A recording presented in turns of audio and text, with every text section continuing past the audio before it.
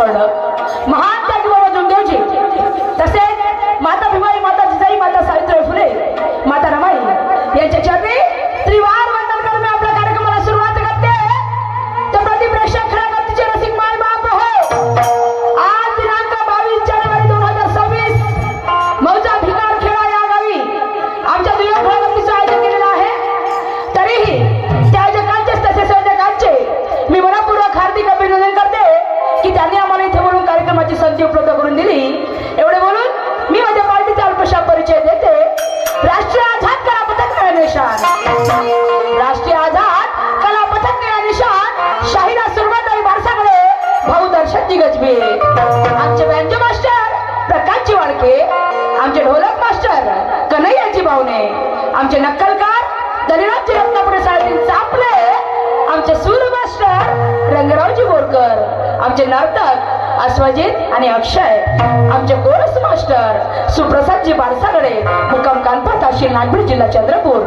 या संपूर्ण पार्टी सहित मी तुमच्या समोर हजर झाली. वाघानो म्हणतात ना, मनुष्य हा चुकीचा पुतळा आहे. मनुष्याच्या हातून चुका होत असतात. या शाळी क्षेत्राचा मला खूप काही मोठा अनुभव नाही, तरी तुम्हा सर्वांच्या आशीर्वादाने आणि माझ्या पार्टीच्या सहकार्याने आमच्यावर कार्यक्रमाचा भरपूर वर्ष होत आहे. माझे मायबाप हो, रोजचे कार्यक्रम चाललेले आहेत. आवाजामध्ये खूप काही बदल पडलेला आहे. होऊ शकते आमच्या बोलण्यातून, आमच्या गायनातून, आमच्या प्रबोधनातून काही चुका झाल्यास मला तुमची मुलगी, तुमची बहीण समजून माझी चूक तुम्ही तुमच्या पदरात घ्याल आणि सरते शेवटी ती चूक तुम्ही आमच्या निदर्शनामध्ये आणून द्याल. एवढे बोलून मी माझ्या कार्यक्रमाला सुरुवात करते. जय हिंद, जय भारत, जय गुरु परशुराम, जय नया निशान.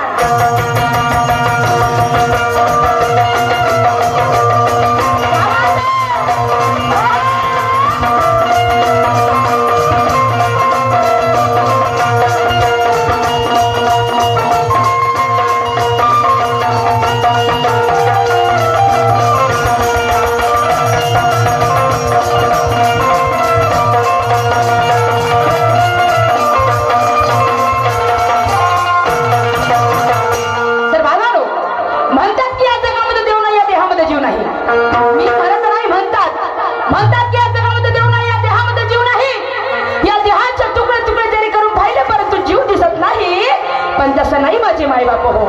अल्लाह खुदा ईश्वर परमेश्वर, अल्लाह खुदा ईश्वर परमेश्वर अशी कोणती ना कोणती शक्ती जरी या धरतीवर नसते तर दिवसाची रात्र झाली नसती. चंद्राने 15 दिवसामध्ये 15 कला दाखवल्या नसत्या आणि 16व्या दिवशी तो 16व्या कलेचा धनी झाला नसता. आणि म्हणून एक भाविक भक्त मंदिरामध्ये जाऊन आपल्या देवाचं नामस्मरण कसं काय करतो, पूजन कसं काय करतो, त्याचप्रमाणे मी सुद्धा माझ्या आराधनेनुसार माझ्या गणाचं पूजन कसं काय करते. बांधवानो, जरा एक शब्दाकडे लक्ष द्यावं.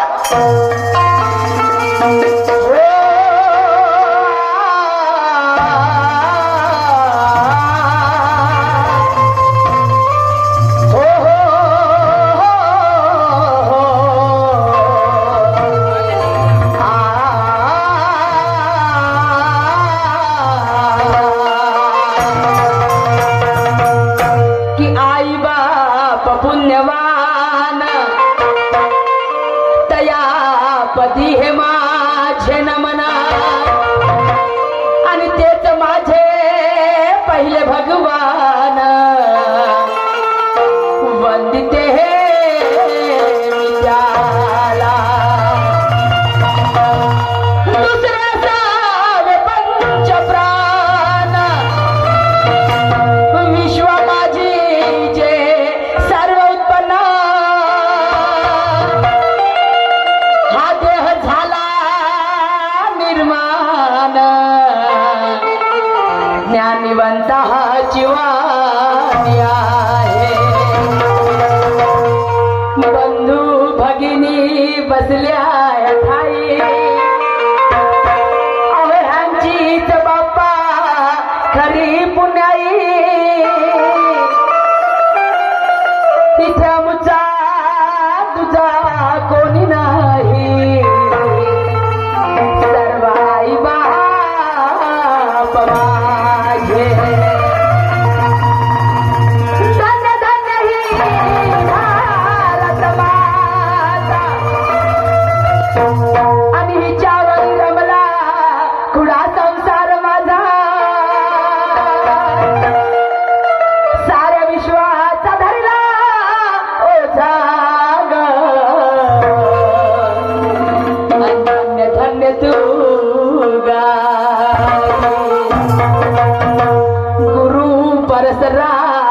ज्ञानिवंत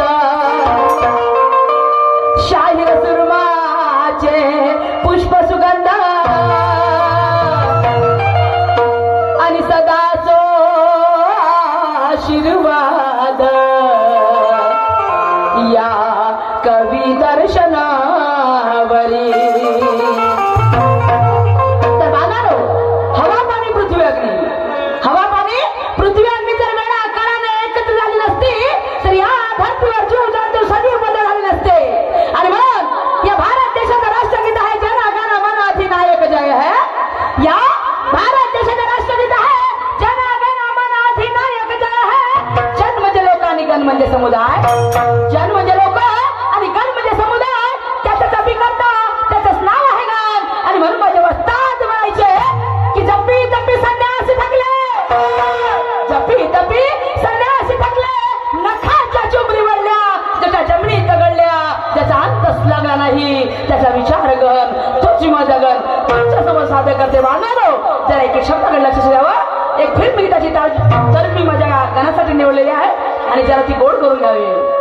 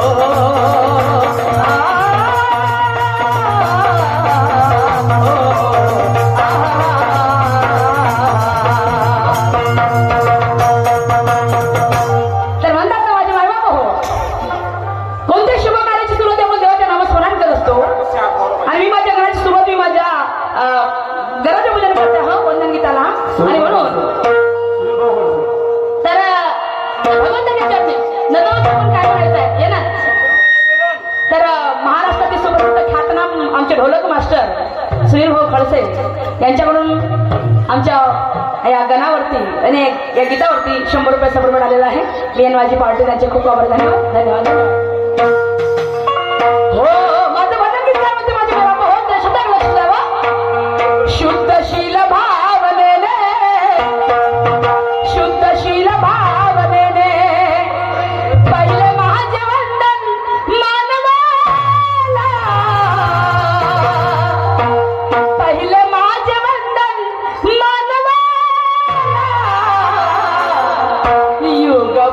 पुरुषाला युगंधरा पुरुषाला युगंधरा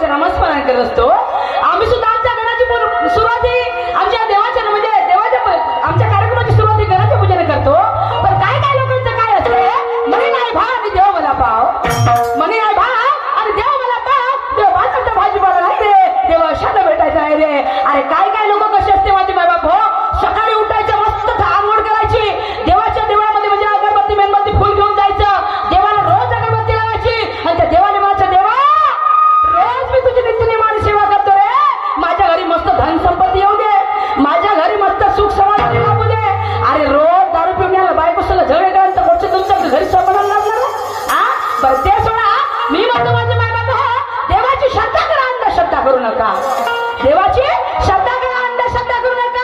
अरे देवाने जर तुम्ही रोज अगरबत्ती मेणबत्ती फुल लावत असाल आणि त्या देवाकडनं अपेक्षा करत असाल तर तुमची पूजा कोण्या कामाची नाही, कोण्या कामाची नाही. आणि काही काही पोट्टे तर शिकून नाही बाबाजी. हा 10वी 12वी हे गेल्या विकले पोट्टे आहे. आता तुम्ही मला कशा हे पोट्टे वर्षभर कॉलेजमध्ये जाते, माय बाबाचा पूर्ण पैसा वेस्टेज करते. मग मला माय बाबासारखी भोडी मायाही नाही लेकराबद्दल कोणाची. मावद्यांनो हा काय करते, वर्षभर पोरं शाळेमध्ये जाते, जवान जवान पोरी दिसते लाईन मारत बसते. अगबाय जाणे म्हणून आम्हाला रंगच नाही. बोर्डाचे पेपर तोंडावर आले का बरोबर ह्या पोट्ट्याची कुतकुत सुरू होते देवाजवळ जाऊन. त्या देवाच्या मंदिरामध्ये जाते नाही पोट्ट त्या देवाने का म्हणते, देवा उद्या परवा माझ्या बोर्डाचे पेपर आहे, त्या बोर्डाच्या पेपर मध्ये मला पास कर आणि पास केलास म्हणजे तुला 1.25 किलो पेळ चढवतो म्हणते. अबे वर्षभर अभ्यास केला असतास तर पास झाला असतास ना. टिंगल टवळ्या कशी तर कुठचा पास होणार आहेस. अशी आहे माझे माय बाबा काही काही लोक. आणि म्हणून मला माहित आहे की करणी करे सोनर का नारायण बन जाय, करणी करे सोनर का नारायण बन जाय. अरे आपण जर करणी केली तर आपल्या मेहनतीला फळ येणार तुम्हाला माझे माय बाबा. हो पण म्हणतात ना काही काही लोक मार्च 8 यात्रेला जाते, कोणी शनी शिंगणापूरला जाते, कोणी शेगावच्या शिर्डीला जाते, कोणी लहान महादेवाला जाते, कोणी मोठ्या महादेवाला जाते, कोणी बंबलेश्वरीला जाते, कोणी मार मुकुट दान करते, कोणी 5-5 हजाराचा प्रसाद दान करते, कोणी डोळा दान करते. आणि तिकडून मस्त देवाला प्रसाद चढवून यायचा आणि घरी आपल्या माय बापाला आल्या बरं जोड्यास्वरी महाराज हे कोणती पूजा होईल तुमची. तुम्हाला काय देव पावणार आहे. अरे तुकडोजी महाराज म्हणतात ना, संत तुकाराम महाराज म्हणतात की सारं जग फिरून अर्थ नाही रे आणि माय बापा विना तीर्थ नाही. तुकाराम महाराज म्हणतात की सारं जग फिरून अर्थ नाही रे आणि माय बापा विना तीर्थ नाही. माझे माय बाप हो देव जर शोधायचा असेल तर आपल्या आई वडिलांमध्ये शोधा. देव जर शोधायचा असेल तर माणसामध्ये शोधा. गाडगी बाबा म्हणतात की देव शोधायचा तर मानवामध्ये शोधा रे, दगडामध्ये देव शोधू नका. काही काही लोक बापा बापा बापा आजकालचे श्रीमंत लोक गरीबही लोक मार 50-50 कुत्रे 2-2 लाखाचे कुत्रे घेते. त्या कुत्र्याच्या घरामध्ये गुरु घंटल बांधते, चैन साखळी नाही का मावल्यांना. हा आणि ते त्याच्याकडून कुत्र्या हरके चैन बांधायची, आपण कुत्र्या हरके त्या कुत्र्याच्या मागे हिंडायचं. हा आणि त्याचं सिक्युरिटी गार्ड लागले आपण जसं. आणि त्या कुत्र्याला मस्त घरामध्ये भमच्या गादीवर झोपायचं. हा त्या कुत्र्याला म्हटलं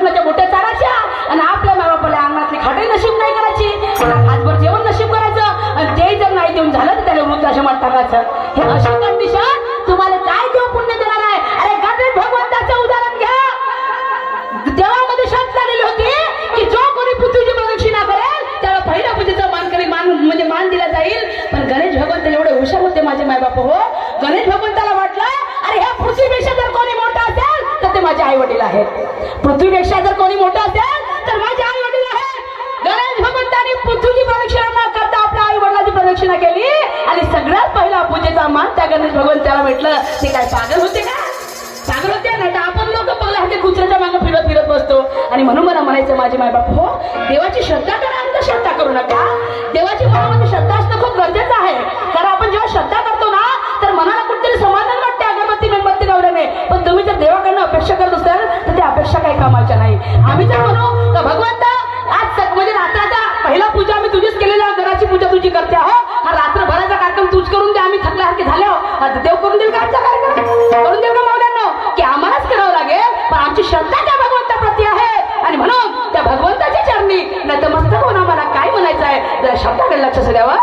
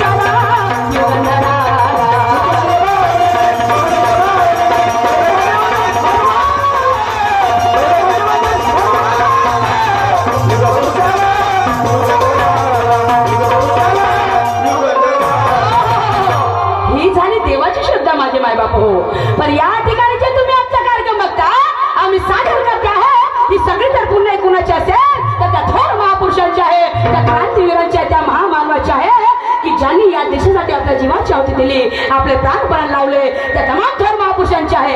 आणि आम्हा माय मावल्यांना सांगूच नका माझ्या माय मावल्यांनो, आम्हा माया बहिणीला चार चौकामध्ये जायची उभा नव्हती. आम्हा स्त्रियांना चुरानी मुलं सांभाळत राहावं लागलं असतं. अरे आम्हा स्त्रियांना पायाखाली चप्पल बांधून राहावं लागले असते. पण या ज्ञानमय अंधारातून जर उजेडामध्ये आणण्याचं कोणी आम्हाला काम केलं असेल तर ती माझी माता सावित्रीबाई फुले, महात्मा ज्योतिबा फुले.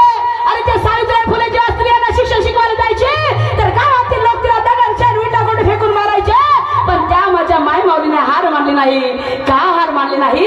कारण तिला माहित होतं हो की आज जर मी दगड शेण विटा गोट्यांचा मार खाईन पण उद्या माझ्या स्त्री ह्या उच्च शिक्षित पदावर जातील. आणि खरोखरच माझे माय मावळे हो, प्रत्येक क्षेत्रामध्ये स्त्री ही अव्वल क्रमांकावर आहे. म्हणतात ना पंतप्रधान काय, राष्ट्रपती काय, आमदार, खासदार, टीचर, वकील, डॉक्टर काय, लेक्चर काय, अरे IPS काय, कलेक्टर काय, एसटीचा ड्रायव्हर काय, कंडक्टर काय, गावागावामध्ये सरपंचाची संख्या, सदस्यांची संख्या. आणि आम्ही स्त्री आता हातामध्ये चंग धरून शायरी करायला लागलो माय बाप हो. ही जरी सगळी पुण्य कुणाची असेल तर त्या थोर महापुरुषांची आहे. त्या माता सावित्रीबाई फुलेंची आहे, त्या महात्मा ज्योतिबा फुलेंची आहे. अरे डॉक्टर बाबासाहेब आंबेडकरांनी स्त्री आणि पुरुषांना समानतेचा अधिकार दिला नसता तर आम्ही स्त्रिया तुम्हा पुरुषांच्या खांद्याशी खांद्याला लढू शकलो नसतो. ही सगळी पुण्य त्या महामानवाची आहे. म्हणतात की पैदा ना होता मसीहा ते खुशी होगा सिलसिला ना होता. पैदा ना होता मसीहा तो ये खुशियों का सिलसिला ना होता. अरे बेरंग रहती है जमी और आसमां का रंग नीला ना होता. ये भारत देश तो कब का कंगाल हो जाता यारो. ये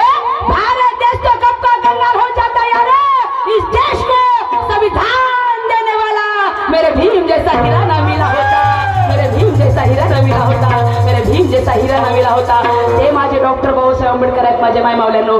अरे छत्रपती शिवाजी महाराजांचा आदर्श घाव तेवढा कमी आहे.